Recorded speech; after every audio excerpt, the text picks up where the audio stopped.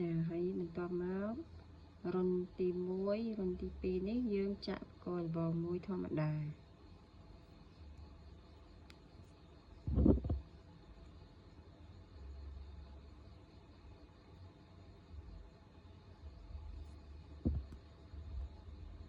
បន្តមករុននេះយើងចាក់បកលបង2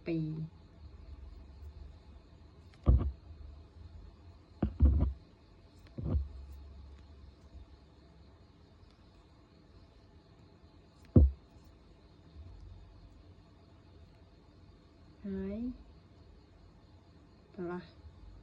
បន្ទាប់មកយើងចាក់មួយវិញ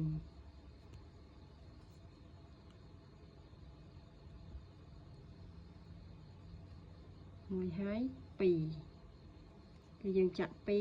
2 1ឆ្លាស់គ្នារហូត2 1 2 1តើមក1ហើយ2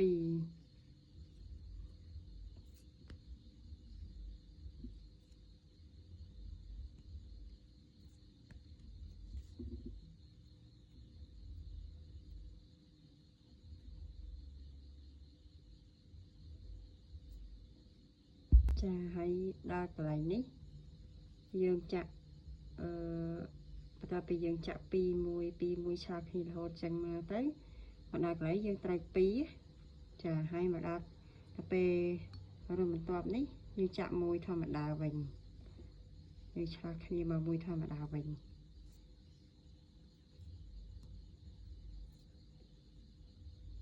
ប៉ុន្តែមួយធម្មតាហ្នឹងយើងចាក់រហូតយើងចាក់ពីនេះមករហូតដល់ត្រឹមនេះនេះយើងចាក់បកលបងមួយធម្មតា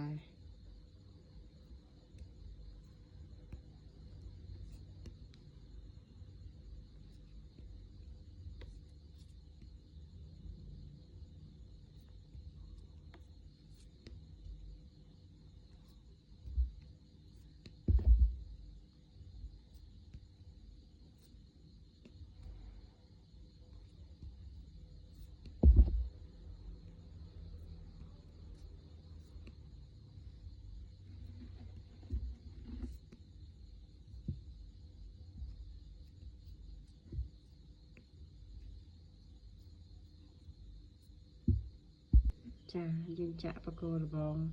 មួយរហូតមកដល់ត្រឹមនេះយើងចាក់មួយហើយបន្ទាប់មករុនមួយនេះយើងចាក់2កន្លែងកាយនេះយើងចាក់2ចាក់កលបង2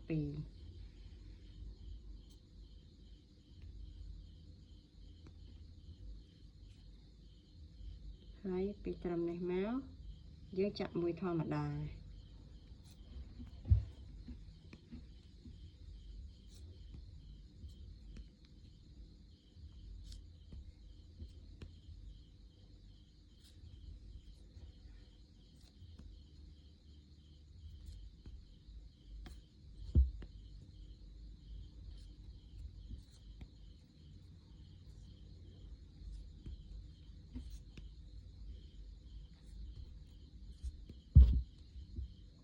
ចំពោះបកលបងជុំវិញកាបូបនេះបងប្អូនចាក់ឲ្យរាងតឹងដៃបន្តិចមិនស្អាតបើបងប្អូនចាក់ធូរដៃពេកដល់ពេលយើងភ្ជាប់ទៅកាបូបយើងអត់សូវស្អាតទេកន្លែងភ្ជាប់ហ្នឹងវាធូរវាអត់សូវស្អាតយើងចាក់បកលបងនេះរាងតឹងដៃទីពេលយើងភ្ជាប់ទៅឃើញស្អាតចាឥឡូវយើងចាក់មួយកលបងមួយដល់ត្រឹមនេះមកហើយបន្ទាប់មកកាយទៅនេះយើងចាក់2ជ្រុងកន្លែងនេះយើងចាក់កលបង2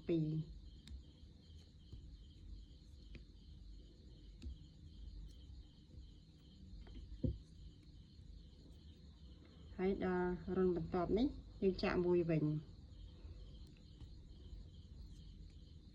ចាឥឡូវបកលបងយើងបានបញ្ចប់ហើយយើងចាក់ជុំវិញសុំអស់ហើយអស់សំទោសយើងចាក់ជុំវិញអស់ហើយអញ្ចឹងបកលបងយើងដល់កន្លែងបញ្ចប់ហើយយើងកាត់អំបោះវាទៅ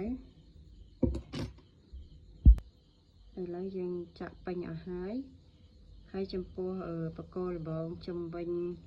សំណាញ់នេះសរុបទាំងអស់វាមាន84បង្គោលល្បងជំវិញនេះសរុបទាំងអស់មាន84បង្គោលល្បង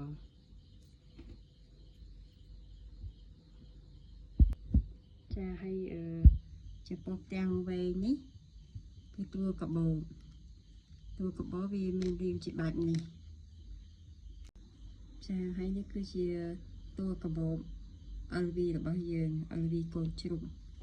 តែលើកនេះនាងខ្ញុំមិនបានចាក់ម៉ូត LV ទេនេះម៉ូត LV តែមួយនេះនាងខ្ញុំបានចាក់ LV ទេគឺខ្ញុំចាក់ម៉ូតការរំដួលកូនជ្រូកប៉ុន្តែបានគូម៉ូតហើយចំពោះតតឹងកបោនាងខ្ញុំយកចំនួន45រុនចំពោះតតឹងកបោ